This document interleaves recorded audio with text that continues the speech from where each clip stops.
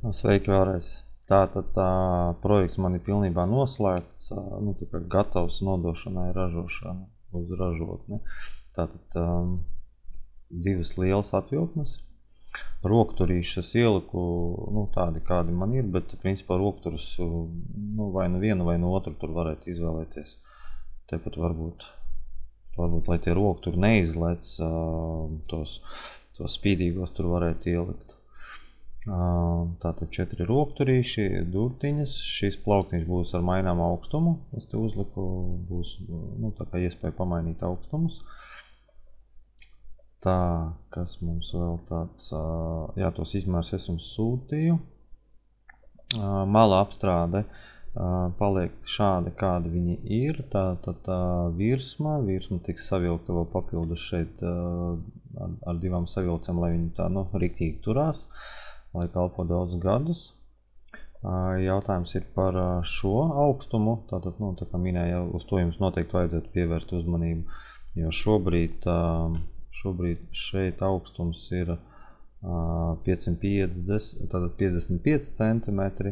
Normāli būtu tie kaut kādi 60, teiksim tāds minimums normāli būtu, ja ilgstoši plānot sēdēt pie letes, teiksim, strādāt pie datora.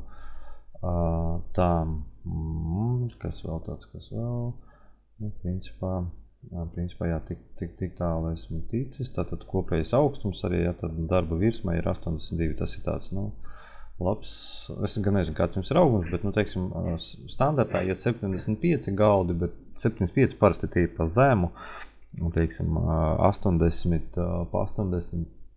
78, 82, tas tāds, teiksim, normāls darba galda augstums. Tātad, vienīgais jautājums ir par to atvilknes.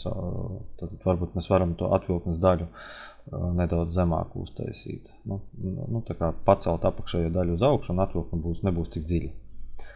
Tā, principā pārējais furnitūra man ir salikta, būs vienkārši pēdiņas apakšā pa perimetru un vidus daļās tātad tur būs vēl papildus pēdiņas. Tā, šādi viņš izskatās bez dekoratīvā paneļa.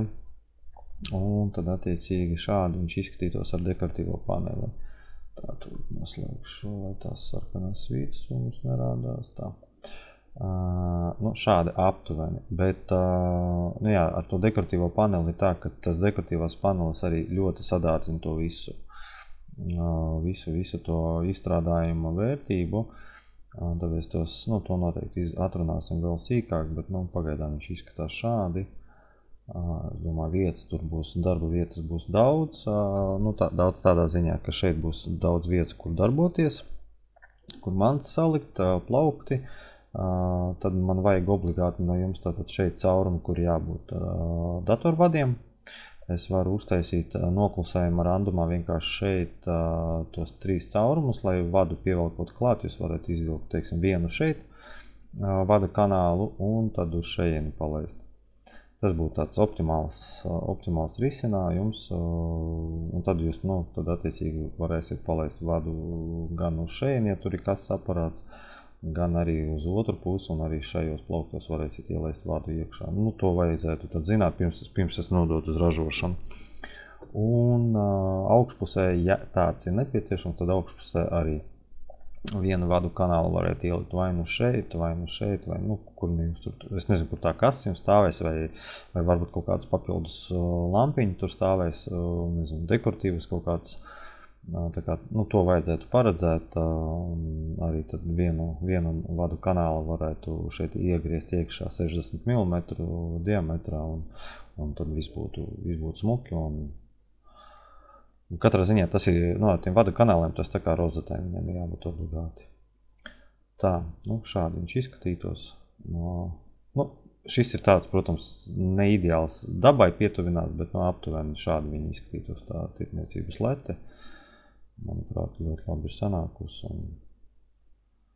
Tā kā gaidu no jums komentārus, papildinājums par vadu kanāliem, atvilknes šo te augstumu un vadu kanālas augšpusē.